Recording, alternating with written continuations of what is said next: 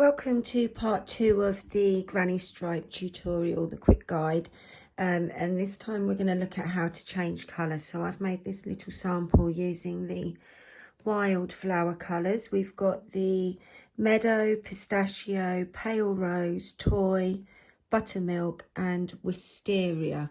That's the Stylecraft Special DK. So I've just got to the end of a row just so that I can show. We're just going to look at how to change the colour, yeah? So if you want the pattern, refer back to the previous video. Yeah, so we're at the end of this row. I'm just going to make one US double, UK treble into that last stitch.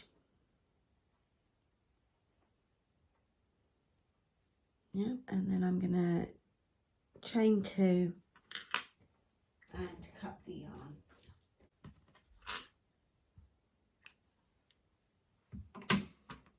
Pull the hook and then we'll push the knot down. Not too tight because we want to go into there. So we're going to turn the work, yeah, and then we're going to take our next colour. So we're going to make a slip knot. I'm going to use this Pistachio next.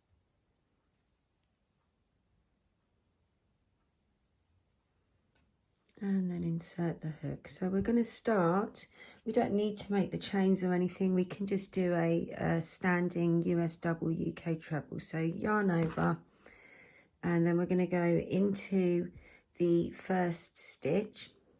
Yeah, sometimes you lose that yarn over because it just twists out. Pull the yarn through, make sure it's not too baggy. Yeah, yarn over, pull through 2 loops, yarn over, pull through 2 loops. So as you can see, we started the last round, we were using 1 stitch at the end. So this round we do 2 stitches. So we just go into that same stitch and make the second stitch, and then we can hop across and carry on with our granny stripes. So it's quite simple. Let me just finish this little group and then we can have a look at the work. There we go. Look, I've got my tail caught up in there. Let's pull that out.